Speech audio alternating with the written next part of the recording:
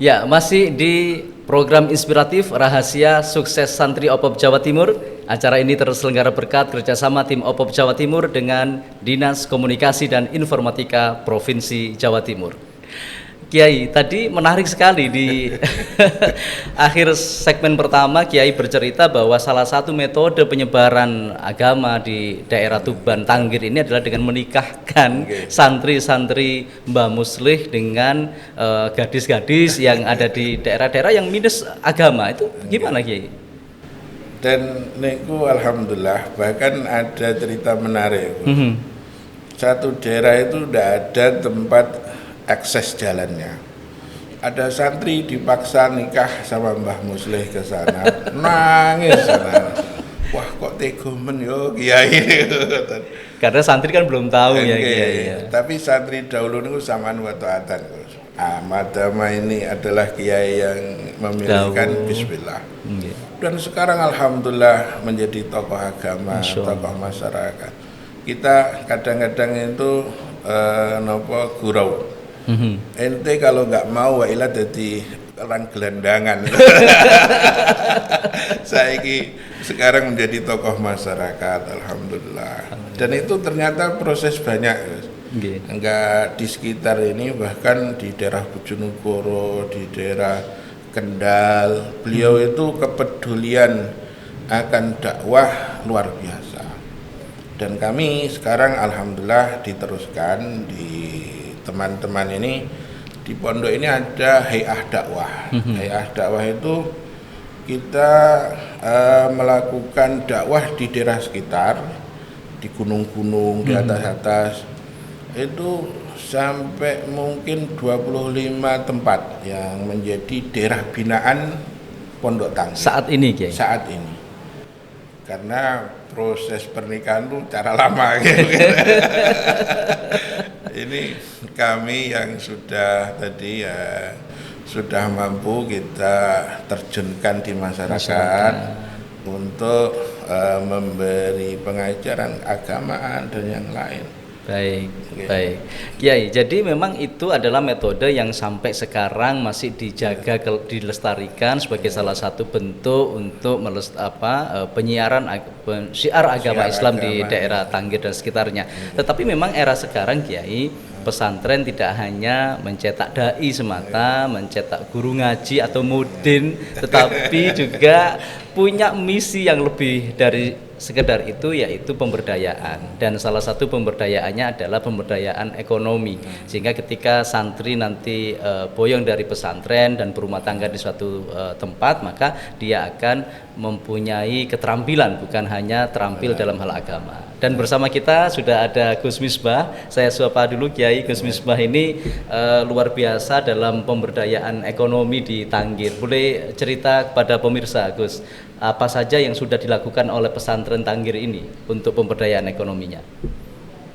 Terima kasih matur suwun atas waktunya untuk Gus Gofirin. Dulu Pondok Tanggir itu memang kebutuhannya dicukupi dengan adanya tanah wakaf yang diwakafkan dari masyarakat sekitar. Yang tadi disampaikan oleh Akhinal Kiram Kiai Mansur Muslih, itu ada dakwah di sekitar dari asimilasi antara santri dan lingkungan sekitar. Dari itu dulu menghasilkan ada banyak tokoh-tokoh atau orang agniya yang mewakafkan tanah untuk kebutuhan pondok. Itu awalnya dari sana, itu ada sekitar 8 hektar kalau nggak salah, itu banyak. Terus akhir-akhir dari pertanian itu sudah tidak mencukupi, karena memang kualitas pertanian kita itu semakin tahun kayaknya semakin menurun dari segi kuantitas dan kualitasnya. Dari itu teman-teman berpikir bagaimana untuk mencari sumber daya tambahan daripada mengandalkan pertanian itu.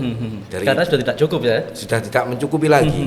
Yang dulunya satu bau itu kalau nggak salah sekitar sehektar kurang 1/4. Itu bisa 6 ton, 7 ton dulu. Sekarang itu maksimal 3 ton. Cukup jauh itu turunnya. Dari itu teman-teman mulai melirik potensi-potensi yang ada di sekitar. Dari itu yang timbul ide pertama diantaranya teman yang dari Jepara itu memberi ide karena daerah sini kan daerah jati, Bojonegoro Tuban itu betul, paling besar untuk penghasil hutan jati ya. ya. Itu banyak dari orang-orang yang membuat kusen atau apa itu kan ada lebihannya. Nah, ada lebihan apa namanya limbahnya itu. Teman-teman di sini karena di sini itu memang jauh dari perkotaan, itu kalau membuat background acara atau apa itu sering membuat sendiri. Oke. Kalau Dan itu ternyata diaplikasikan di kayu, di kayu. Bagus juga ya. Dan bagus juga. Ada seperti ini. Ini limbah ya ini? Ini limbah. Oh, ini limbah. Jadi dari limbah kemudian diukir. Ini bobo itu pakai. Kalau disebut apa ini? Istilahnya ini ukir bobo. Ukir bobo itu yang pakai gergaji mesin itu, bukan yang pahatan. Bukan yang pahatan. Kalau pahatan itu ada tapi agak lebih sulit untuk mengkondisikan karena butuh alat yang lebih banyak. Jadi proses buatnya ada semacam kaligrafi di lembar kertas. Kita nulis dulu. Habis nulis ditempelkan di limbah kayu itu, terus kita masukkan ke alat bobo itu yang kecil itu, seperti motong. Ngomong-ngomong, yang begini laku dijual ya? Alhamdulillah. Karena harganya murah. Boleh tahu berapa ini? Sekitar 60 ribu. 70 ya. Yang kecil-kecil ya nggak sampai 50-an lah yang kecil itu. Dan pemirsa kalau ingin menikmati ukiran yang memanfaatkan limbah kayu untuk ornamen di rumah, mungkin bisa menghubungi Gus Muslih atau gimana, Gus? Ini sementara untuk pemasarannya bukan kami yang megang, tapi ada memang divisi UMP istilah kita itu, badan usaha milik pondok itu. Itu kalau membutuhkan bisa konfirmasi ke pihak sana. Pihak sana. Baik. Kalau ini apa, Gus Misbah? Kalau itu batik dari teman sini, ada yang rumahnya itu pengrajin batik, Lasem, daerah Lasem. Kita buat, terus nanti kita beri label yang khasnya Tanggir. Karena banyak dari alumni itu yang menginginkan sesuatu yang ada nama Tanggirnya. Gitu. Oh, jadi kebanggaan. Kebanggaan. Bahwa alumni Tanggir ini sebuah hal yang perlu disosialisasikan. Karena dulu tempatnya jauh, sini itu untuk akses ada kendaraan kan baru sekitar tahun 95, 96. Dulu naiknya kereta aja. Kalau bicara soal motif, Gus, ini sebenarnya motif apa ini? Dan khas daerah mana ini? Ini kalau motifnya ada yang dari Lasem, ada yang dari Tuban sendiri. Ya, ada yang dari Trusmi, yang saya pakai ini dari Trusmi. Jadi kita bersinergi dengan alumni yang di daerah sana yang memang punya kebiasaan atau punya mata pencarian dari tekstil dan juga dari batik. Memanfaatkan saja kami, Gus. Baik, ini menarik ya memang. Jadi beberapa motif ini ternyata juga digemari oleh alumni dan sebuah kebanggaan ketika mereka mengenakan batik ataupun busana berlogokan Pondok Pesantren Tanggir ya. Nah, ketika pameran ada Opop Expo, ada Jatim Fair, seringkali produk Tanggir itu dipamerkan. Di antaranya yang ada di samping kita ini, Gus. Dan saya ingat betul ketika pameran yang Panji NU yang sebelah kanannya Gus itu laris manis itu. Oh, alhamdulillah. Ngomong-ngomong, siapa yang buat ini, Gus? Ini juga dari santri yang senior, tapi dilatih juga dari teman yang dari Jepara itu melatih. Melatih kita, jadi untuk boboknya seperti ini. Kadang-kadang ninjau, karena di sini kan ada ngaji rutinan setiap 35 hari sekali. Jadi untuk hasta itu Ikatan Alumni Tanggir itu mengadakan rutinan ngaji hikam, dan itu teman-teman yang dari Jepara itu datang. Itu dia bisa mantau dan mengarahkan teman-teman yang di sini. Nah, tentunya kan santri ini kan silih berganti, Gus. Iya.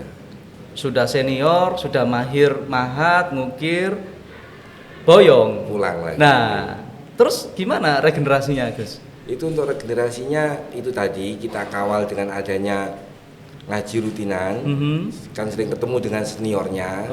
Nah, yang junior itu selalu minta arahan itu tadi. Minta bimbingan dan pelatihan ya pada seniornya. Itu alumni atau santri yang masih mukim, Gus? Itu alumni kalau yang bimbing. Yang untuk buat masih santri. Masih santri. Dan alhamdulillah di sini tuh banyak santri tuh yang 13 tahun, 15 tahun, 20 tahun. Jadi usia-usia yang produktif sekali ya. Iya. Untuk pondoknya di sini lama. Gitu. Gus, hambatan apa Gus kalau soal perkayuan ini kan memang tidak mudah ya cari bahan bakunya. Gimana Gus? Kendala yang paling utama dan pertama itu tentang peralatannya. Peralatan. Karena memang peralatan itu mahal dan dia butuh perawatan. Dan kelemahan dari santri itu terkadang karena dia itu tidak membeli, yang membeli kan dari pihak BUMP itu, dari kita yang beli dia yang pakai. Itu perawatannya kurang, akhirnya banyak alat itu yang tidak tajam lagi. Hasilnya nanti juga akan berbeda ketika alat itu tidak tajam. Jadi kalau ada bantuan dari pemerintah provinsi gitu, yang paling dibutuhkan apa Gus? Itu kalau kami berharap itu sebetulnya gimana pembinaannya itu di alatnya, Alat yang ya. memang kualitasnya yang kualitas A1 lah istilahnya. Itu kalau kualitasnya bagus, itu yang pakai pemula pun dia nggak mudah untuk aus gitu. Kalau kualitasnya nggak bagus itu memang hasil awalnya sama, tapi ketika sering dipakai kualitasnya akan menurun. Kalau berbicara omset gitu sampai berapa Gus? 1 bulan perputarannya? Kalau omset itu ya belum begitu tinggi. Terutama terima kasih sekali kami dari pihak pesantren adanya OPOP itu tadi. Kita punya ruang untuk ekspos diri produk kita. Sebetulnya lama, tapi ada OPOP itu terus peningkatannya naik. Ya kira-kira sekitar 30-an satu bulan kira-kira 30-an ya. Itu pun online yang banyak. Oh baik. Ya, kita pasarkan lewat media yang ada.